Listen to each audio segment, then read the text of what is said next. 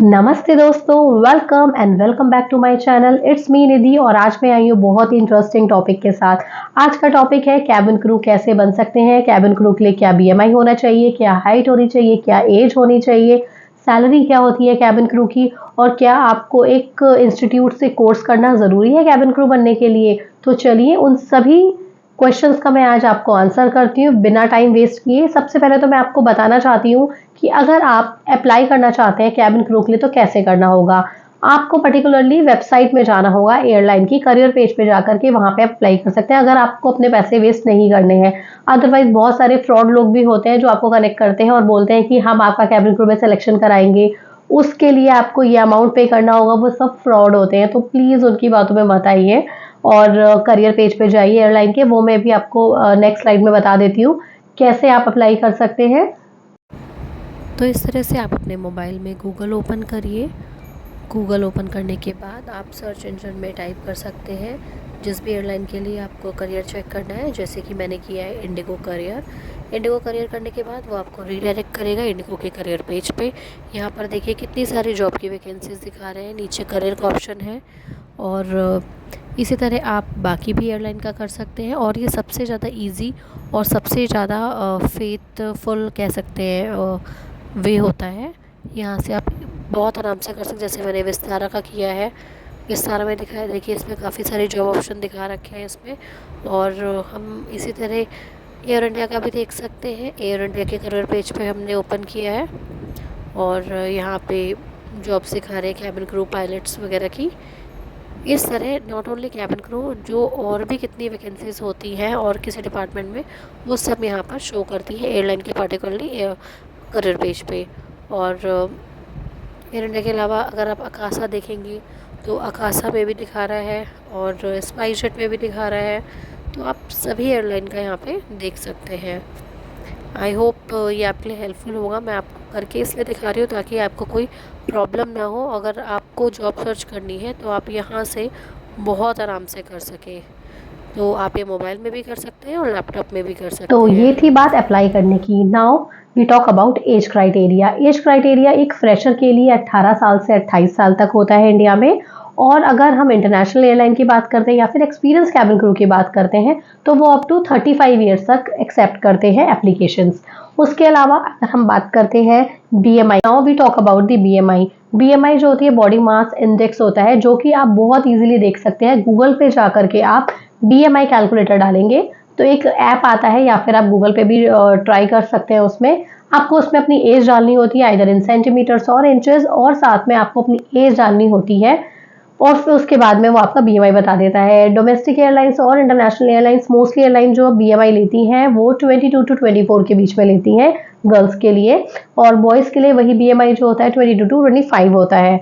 तो बीएमआई का ध्यान रखना बहुत ज़रूरी है। ये आपका एज के अकॉर्डिंग आप और आपके हाइट के अकॉर्डिंग आपका कितना बॉडी मास इंडेक्स है, जो कि आपको बताता है कि आप फिट है, ओवरवेट है और आप अंडरवेट है। वो सारी चीज़ें उस बीएमआई कैलकुलेटर से पता चलती हैं।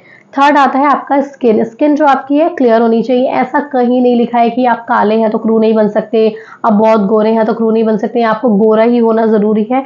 नो, ऐसा कहीं नहीं लिखा है, ये सिर्फ एक मिथ होती है।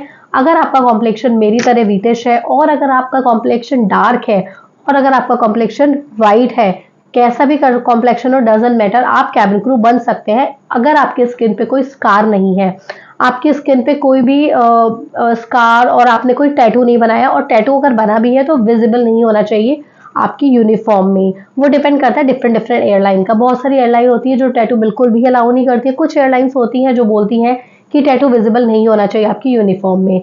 अगर आपके पास टैटू है तो आप उसको रिमूव करवा सकते हैं। अगर आप रियली इंटरेस्टेड हैं करियर में तो आप ये भी कर सकते हैं। एंड देन अगर हम बात करते हैं कैबिन क्रू की हाइट की, तो हाइट 157 सेंटीमीटर से स्टार्ट होती है गर्ल्स की, जो कि मिनिमम 157 सेंटीमीटर्स होनी चाहिए। कुछ इंटरनेशनल एयरलाइन होती है जिसमें 160 सेंटीमीटर, साथ में 212 आर्म रीच होनी चाहिए। जो टिप टू टो आपकी हाइट होती है वो 212 सेंटीमीटर होनी चाहिए, और 160 सेंटीमीटर आपकी नॉर्मल हाइट होनी चाहिए for girls specially, I am telling you. And और उसके अलावा हम अगर बात करते हैं कि कैबिन क्रू की जॉब में सिलेक्शन के लिए क्या सब्जेक्ट्स आपको लेने हैं, तो सब्जेक्ट से कैबिन क्रू की जॉब का कोई लेना देना नहीं होता है, ट्रस्ट मी। मैंने भी यही पहले सोचती थी कि पता नहीं क्या मुझे साइंस साइड लेनी होगी। नहीं, ऐसा कुछ नहीं है कि साइंस साइड लेनी है, आर्ट साइड लेनी है। आप कोई भी सब्जेक्ट में ग्रेजुएशन भी कर सकते हैं और कोई भी सब्जेक्ट आप अपने 10+2 में भी ले सकते हैं। जैसे मैं थी, मेरे पास 12th में साइंस साइड थी, उसके बाद मैंने जो ग्रेजुएशन करी है वो मैंने टूरिज्म में करी है। कोई लेना देना नहीं होता क्वालिफिकेशन का। और अगर बात करते हैं हम कैबिन क्रू इंस्टीट्यूट की, कैबिन क्रू इंस्टीट्यूट मैंने ज्वाइन किया था, इनिशियली मैंने फ्रैंकफिन ज्वाइन किया था 2008 में, क्योंकि मुझे बिल्कुल भी नॉलेज नहीं थी। और पता है, यूट्यूब इतना देख मुझे नहीं आता था, उतना ज़्यादा हमें नॉलेज नहीं थी। कंप्यूटर के लिए हमें साइबर कैफे जाना होता था, कोई गाइड करने वाला नहीं था, घर में कोई एयरलाइन इंडस्ट्री में नहीं था जिससे हम पूछ सकते हैं, तो बहुत डिफिकल्टीज थी। उसके चलते मैंने फिर फ्रैंकफिन ज्वाइन किया था, जो कि ज्वाइन करना नहीं करना कोई फर्क नहीं पड़ता, मेरे लिए वो वेस्ट था। बस ये था कि मैं बाहर निकली, मुझे थोड़ा एक्सपोजर मिला, मुझे थोड़ा दुनिया का पता चला, दैट्स इट। अदरवाइज आपके लिए कैबिन क्रू इंस्टीट्यूट ज्वाइन करना इतना मतलब मैंडेटरी नहीं है। अगर आप करना चाहें तो आप कर सकते हैं। अगर आपको लगता है कि आपकी कम्युनिकेशन स्किल्स अच्छी नहीं है, आपके अंदर कॉन्फिडेंस नहीं है, आप 4 लोगों के सामने इजीली बोल नहीं सकते हैं, आपको कोई टॉपिक दे दिया जाए और आपके सामने ऑडियंस हो तो you can not speak a single word, तो आपके लिए बहुत ज़रूरी है, आपको अपनी पर्सनैलिटी को डेवलप करना है, ग्रूम करना है अपने आप को, तो आप इंस्टीट्यूट ज्वाइन कर सकते हैं। मैंने 2008 में फ्रैंकफिन किया था एंड देन मेरा क्योंकि सिलेक्शन नहीं हुआ था, उस टाइम पे किंगफिशर भी बंद हो गई थी, तो बहुत ज़्यादा रिसेशन का टाइम चल रहा था, तो मैंने होटल में भी वर्क किया है, मैंने कुछ computer software and hardware companies में भी वर्क किया है जो कि उनकी ट्रेनिंग देती हैं। एंड NIIT, ICFAI, इन सब इंस्टीट्यूट में मैं ऑलरेडी वर्क कर चुकी हूँ एज अ काउंसलर। और लेमन ट्री होटल में भी मैंने वर्क किया है, जिंजर होटल में भी मैंने वर्क किया है। ये सब मैंने छोटा टाइम के लिए किया था, क्योंकि मुझे क्रू बनना था और क्रू बनने के लिए उस टाइम रिसेशन आया हुआ था, किसी भी एयरलाइन में रिक्वायरमेंट नहीं थी, किंगफिशर बंद हो गई थी, तो सारे लोग किंगफिशर के सब बड़ी बड़ी एयरलाइन जैसे जेट एयरवेज वगैरह में चले गए थे, तो मुझे थोड़ी दिक्कत हुई थी। देन उसके बाद में मैंने ट्रैवल कंपनी ज्वाइन करी, यात्रा.com।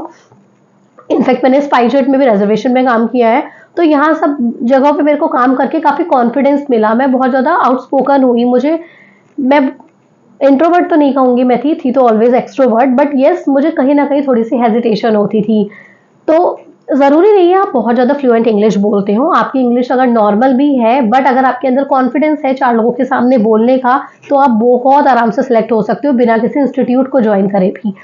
और ग्रूमिंग गाइडलाइंस के लिए मैं एक वीडियो बनाऊंगी जिसमें मैं आपको बताऊंगी इंटरव्यू के लिए क्या क्या ग्रूमिंग करनी है, कैसे ड्रेसअप होना है, कैसा हेयर स्टाइल करना है, कैसा मेकअप करना है, वो सारी चीज़ें मैं आपको नेक्स्ट वीडियो में बताने वाली हूँ।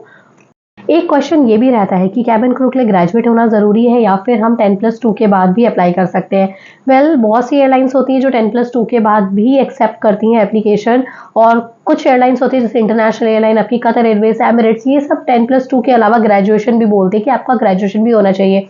मेरा जो पर्सनल सजेशन है वो यही है कि एटलीस्ट आप ग्रेजुएशन कर लीजिए, उसके बाद ही आप एयरलाइन की तरफ जाइए, या फिर आप ओपन यूनिवर्सिटी से या फिर पार्ट टाइम ग्रेजुएशन कर रहे हैं तो भी आप अप्लाई कर सकते हैं, बट एटलीस्ट अपनी स्टडी कंप्लीट करिए। कि एक टाइम आता है जब हम सोचते हैं इस जॉब को स्विच करना है, हमें मैनेजमेंट में जाना है या किसी और स्ट्रीम में जाना है, अप्लाई नहीं करना है, तो उस टाइम पे जब आप अप्लाई करते हैं ना, तो सब जगह ग्रेजुएशन मांगते हैं, और अगर आप ग्रेजुएशन नहीं कर चुके हैं, अगर आप ग्रेजुएट नहीं है, तो उस टाइम पे बहुत एम्बेरसमेंट लगता है। तो I would suggest you guys, strongly suggestion है मेरा, प्लीज ग्रेजुएशन जरूर कंप्लीट करिए। एक बार आपने पैसा कमाना शुरू कर दिया ना, फिर आप अपनी जॉब छोड़ के अपनी स्टडीज पूरी नहीं कर पाएंगे, ट्रस्ट मी। फिर आपको एग्जाम देने के लिए भी छुट्टियां लेनी होगी, एयरलाइन नहीं देगी ना, तो आप एग्जाम भी नहीं देंगे। मेरे साथ हो चुका है, मैंने एनरोल किया था MBA में सिम्बोयसिस से, मैंने 2 सेमेस्टर्स कर लिए थे, लास्ट के 2 सेमेस्टर रहते थे, मेरा एग्जाम था और मेरे को लीव नहीं मिली, मैंने लेट इट गो कर दिया कि चलो ठीक है, कोई नहीं, इतनी अच्छी जॉब है, इतना अच्छा कमा रही हूँ, कोई बात नहीं, बट नाउ आई रिग्रेट। तो ऐसा मत करना गाइस, प्लीज मत करना, अपनी क्वालिफिकेशन पहले कंप्लीट करो, साथ में आप कर सकते हो और जॉब भी कर सकते हो, लेकिन एक बार आप अपना फुल टाइम दे दोगे ना जॉब में, फिर आप अपनी स्टडीज कंप्लीट नहीं कर पाओगे, आपका मन भी नहीं करेगा, और एक टाइम आएगा जब आपको जॉब चाहिए होगी किसी और डोमेन में, तब आपको लगेगा यार काश मैंने ग्रेजुएशन तो कर ली होती। मस्ट है, मतलब मिनिमम ग्रेजुएट होना इज वेरी इंपॉर्टेंट, ठीक है। बहुत सारी एयरलाइंस होती है जैसे विस्तारा है, उसमें +2 में मिनिमम 60% मार्क्स आने बहुत ज़रूरी है, वो उससे पहले वो नहीं लेते हैं। कुछ एयरलाइंस है जिसमें ग्रेजुएशन होना ज़रूरी है, जैसे एमिरेट्स, कतर वगैरह में, एतिहाद में एटलीस्ट आप ग्रेजुएट होना चाहिए, इन लोग का क्राइटेरिया ये है, तो प्लीज़ उसको भी कंसीडर करें। एंड अब आता है बहुत इंटरेस्टिंग टॉपिक, सैलरी। बहुत लोगों की क्यूरियोसिटी होती है कैबिन क्रू की सैलरी क्या है। मुझे भी बहुत लोग पूछते हैं, मेरे फ्रेंड्स, मेरे रिलेटिव, मेरे नेबर, यहाँ तक कि जो लोग मुझे नहीं भी जानते, अगर उनको पता है मैं कैबिन क्रू, तो वो भी मुझे रैंडमली पूछ लेते हैं कि आपकी सैलरी कितनी है। तो खैर मैं आपको कैबिन क्रू की सैलरी का एग्जैक्ट तो नहीं बता पाऊंगी, क्योंकि हमारी सैलरी जो होती है डिपेंड करती है फ्लाइंग आवर्स पे, आपके डेस्टिनेशन पे डिपेंड करती है, आपके एयरपोर्ट स्टैंड बाय पे, बहुत सारा क्राइटेरिया होता है, उस पर डिपेंड करती है। तो मैं आपको एक रफ आइडिया देने वाली हूँ सैलरी का। अगर आप फ्रेशर है और आप कोई भी डोमेस्टिक एयरलाइन ज्वाइन करते हैं तो आपकी स्टार्टिंग सैलरी 35 to 40,000 होती है। और अगर यही मैं बात करती हूँ इंटरनेशनल कैबिन क्रू की, इंटरनेशनल कैबिन क्रू की सैलरी जो होती है 1 लाख एंड अबव होती है। ये डिपेंड करता है उनके एयरपोर्ट स्टैंड बाय पे, वो एयरपोर्ट स्टैंड बाय कितने कर रहे हैं, वो कितना फ्लाइंग अलाउंस हमारे जो आते हैं, जितना आप कितना फ्लाई कर रहे हो उस पर डिपेंड करता है। आपका लेओवर अलाउंसेस होते हैं, आपकी जो डॉलर्स आते हैं वो डिपेंड करते हैं आप कौन सी डेस्टिनेशन पे जा रहे हैं, किस डेस्टिनेशन की कितने डॉलर्स आने हैं, और आपकी एक बेसिक सैलरी होती है। तो इन सब चीज़ों को मिला करके कैबिन क्रू की एक सैलरी रेडी होती है, जैसा कि मैंने आपको बताया। तो इन सब चीज़ों पे डिपेंड करती है। ये बात हो गई सैलरी की। सैलरी के अलावा भी बहुत सारे पर्क्स होते हैं कैबिन क्रू के। आपको इतनी सारी जगह आप घूम सकते हो, आपको एक ईएलटी मिलती है, एम्प्लॉय ट्रैवल होता है, लेजर ट्रैवल होता है, जिसमें कि आप सिर्फ कुछ टैक्सेस पे करके आप अपनी फैमिली को ले जा सकते हैं ट्रिप पे। आप खुद भी काइंड ऑफ फ्री होता है, मतलब ट्रेन की टिकट से भी सस्ता होता है, इतना सस्ता फेयर होता है वो, आप उससे ट्रैवल कर सकते हैं। तो वो सब अलग पर्क्स होते हैं, उसका हम किसी और दिन डिटेल में बात करेंगे। आज का क्योंकि टॉपिक हमारा है कैबिन क्रू से रिलेटेड कि जॉब के लिए कैसे अप्लाई करना है, तो मेन फोकस मेरा उसी पे रहेगा। तो गाइस, किसी भी इंस्टीट्यूट से आप ट्रेनिंग तभी ले सकते हैं अगर आपको लगता है आपके अंदर कॉन्फिडेंस नहीं है, आपको अपनी कम्युनिकेशन स्किल्स और इम्प्रूव करनी है, अपने आप को और ग्रूम करना है, you don't know how to face an interviewer, तो उन सब चीज़ों के लिए आप एकेडमी ज्वाइन कर सकते हैं। अदरवाइज आप किसी भी एयरलाइन में जाते हैं, वो आपको 90 डेज की ट्रेनिंग देता है, यस, यानी कि 3 महीने की ट्रेनिंग देता है। उसमें वो आपको प्रिपेयर करता है, अगर आपका कोई भी बैकग्राउंड है डजंट मैटर, वो आपको प्रिपेयर करते हैं कि कैबिन क्रू बनने के लिए क्या क्या चीज़ें रिक्वायरमेंट होती हैं। आपको फर्स्ट एड की ट्रेनिंग दी जाती है, आपको सेफ्टी की ट्रेनिंग दी जाती है, आपको पैसेंजर कंफर्ट एंड सेफ्टी की ट्रेनिंग दी जाती है, आपको फूड एंड बेवरेज की ट्रेनिंग दी जाती है, आपको इमरजेंसी ट्रेनिंग दी जाती है कि इमरजेंसी सिचुएशन में आपको कैसे फाइट करना है और कैसे सबका ध्यान रखना है। तो वो सारी चीज़ें एयरलाइन आपको प्रोवाइड करती है 3 महीने की ट्रेनिंग के में। तो अगर आपको लगता है आपको ट्रेनिंग करनी है तो आप ज़रूर ट्रेनिंग करें, बट ये सब चीज़ें वहाँ पे एक ओवरव्यू दिया जाता है, बट इतना डिटेल में नहीं कराया जाता है। ये डिटेल ट्रेनिंग जो होती है वो एयरलाइन करती है, जो कि 3 मंथ्स की ट्रेनिंग होती है। तो आप पे डिपेंड करता है, आप जानते हैं कि आपको कितने पानी में है, आपको क्या रिक्वायरमेंट है। इन एनी विच वेज अगर आपको कोई भी ऐसे क्वेश्चन है तो आप पुटअप कर सकते हैं। I will be happy to answer your all the queries here. तो गाइज, ये थी मेरी आज की video. Entire video cabin crew के ऊपर थी कि कैबिन क्रू बनने के लिए क्या क्या रिक्वायरमेंट होती हैं। इसके अलावा भी अगर मैंने कुछ मिस आउट कर दिया हो, जो हो सकता है मैं नहीं बता पाई हूँ, तो प्लीज़ आप मुझे कमेंट में पूछ लीजिए। और इस वीडियो को लाइक करिए, फॉलो करिए, शेयर करिए इसको, सो दैट जो जो लोग कैबिन क्रू बनना चाहते हैं उनको बहुत ज़्यादा हेल्प मिले। और इसी तरह की वीडियोस लेकर मैं आपके लिए आती रहूँगी। मुझे बहुत अच्छा लगता है लोगों को गाइड करना, क्योंकि मैं भी चाहती हूँ कि लोग आगे बढ़े। और स्पेशली आई सपोर्ट वुमेन कि उनको बहुत सारे होते हैं जो कि पढ़ाई नहीं कर पाते हैं, उनके पेरेंट्स उनको ना पढ़ाई नहीं कराते हैं, जॉब पे नहीं भेजना चाहते हैं, उनकी शादी करा देते हैं, बट वो आगे बढ़ना चाहती हैं।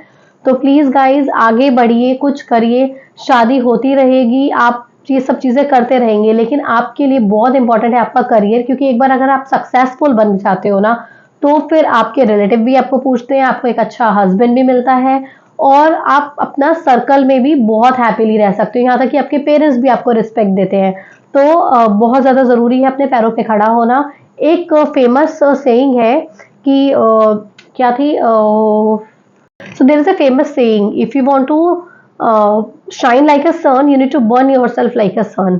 अगर आपको सूरज की तरह चमकना है तो सूरज की तरह तपना भी पड़ेगा।